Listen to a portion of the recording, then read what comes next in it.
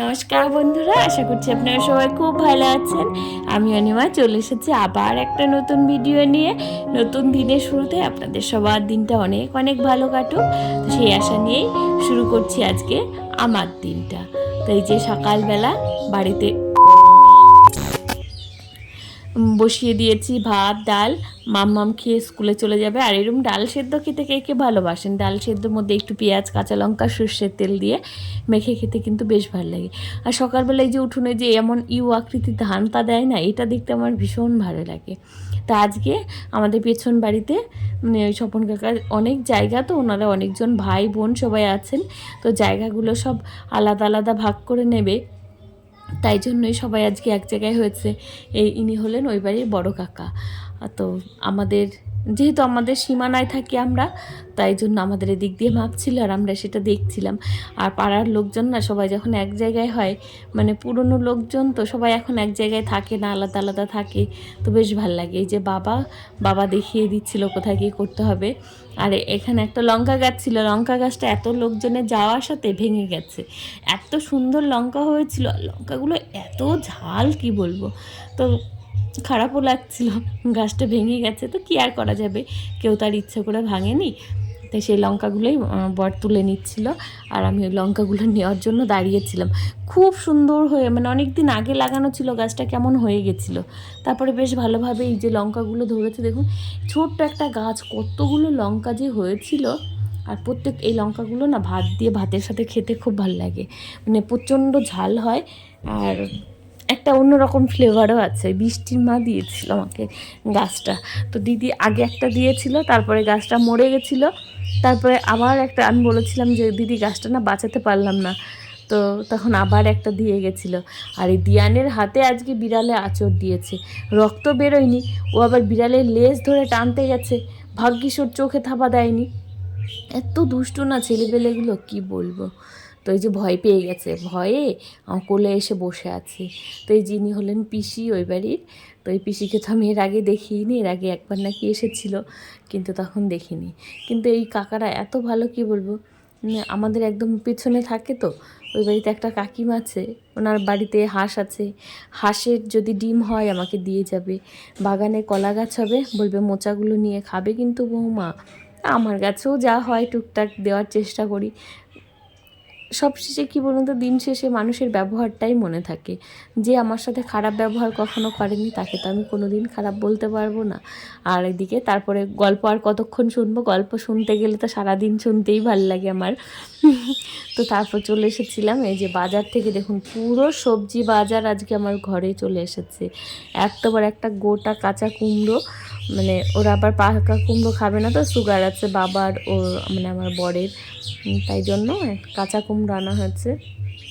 গাজর, মোচা, আদা, উচ্ছে, মিষ্টি আলু, তারপরে আছে ভেন্ডি, আছে অনেকটাই আদা। এই যে দিয়া আবার এসেছিল, যে কি করছে, আমি এতক্ষণ ধরে ঘরে যাচ্ছি না কেন। আমি যে দেখো বাবা কত বড় একটা কুমড়ো, এই এত বড় কুমড়োটার দাম জানেন তো মাত্র 10 টাকা। বাবা আজকে কি করেছে, আমি এটা 2 দিন আগেকার ভিডিও এডিট করছি এখন, তো বাবা আজকে 2টো কুমড়ো কিনে এনেছে। কত খায় বলুন মানুষ। বাবা বলছে এত কম দাম নাকি কুমড়োর, এত বড় বড় কুমড়ো এখন 10 টাকা করে দিচ্ছে। কি জানি জমিতে হয়তো হয়েছে যার জন্য এই সময়টা এত কম দাম।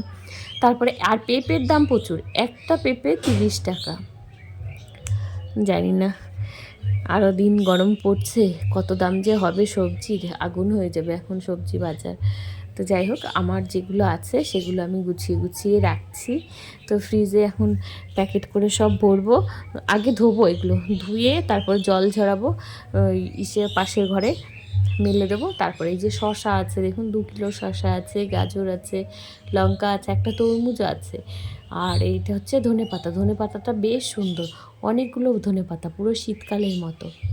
আর এই যে সারাদিনে আমার সব থেকে ভালো সময় কাটে ওদের সাথে তো আর খিটির করতে হয় না, ঝগড়া করতে হয় না, কিছুই না। তো এই সময়টুকু খুব ভালো কাটে, এক ঘুম থেকে ওঠার পরে কিংবা স্কুল থেকে আসার পরে, তখন একটু অনেকক্ষণ পরে আদর করা হয়, তো এর জন্য বেশি ভালো লাগে।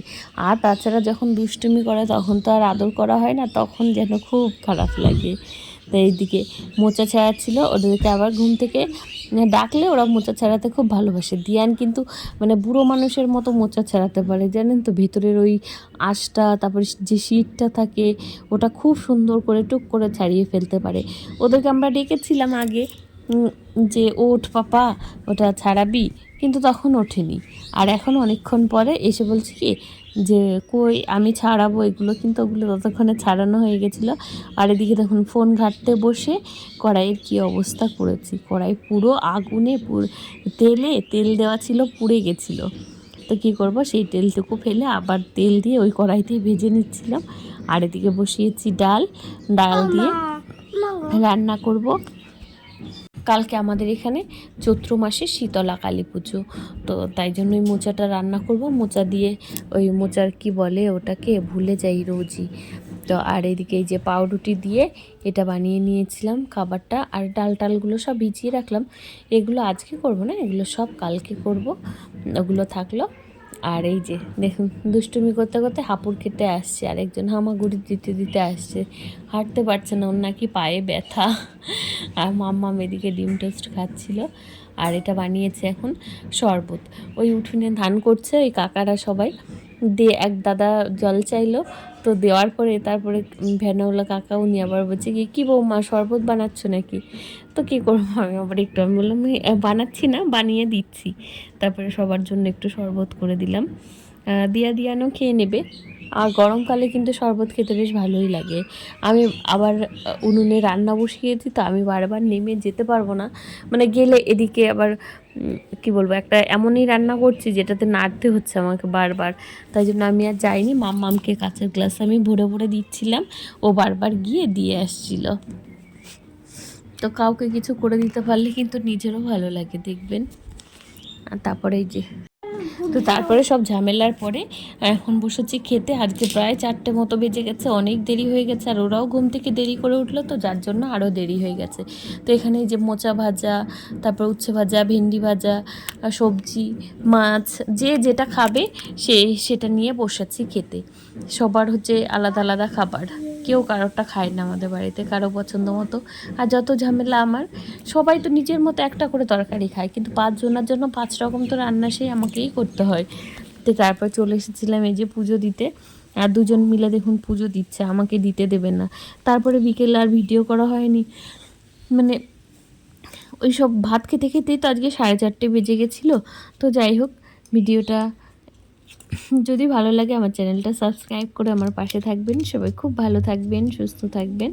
দেখা হবে আবার একটা নতুন ভিডিওতে। আর এই যে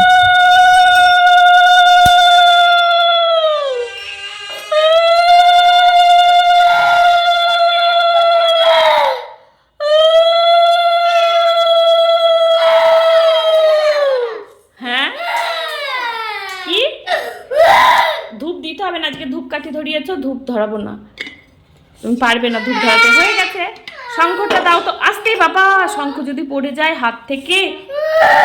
দাও শঙ্খটা, দাও আমাকে। পাপা ঠাকুরের সামনে কখনো দাও শঙ্খটা, দাও আমাকে একটু দাও। হ্যাঁ ঠিক আছে, দাও আমাকে একটু দাও।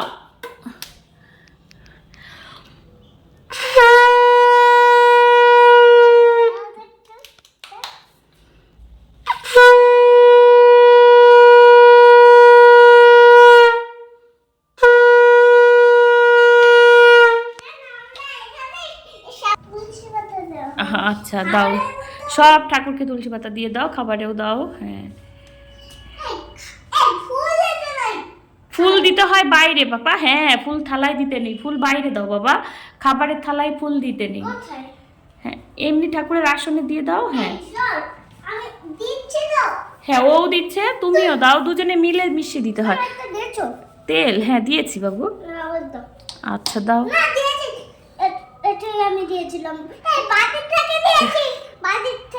ঠিক আছে ঠিক আছে, দাও, আমি আরেকটু দিয়ে দিই। আস্তে দেখিস ধরে না যায়। ঠিক আছে, তাড়াতাড়ি ফুল দিয়ে চলো। ধনুক না, ওটা ধুনো ধুনো। হ্যাঁ এই তো সোনা বাবারা।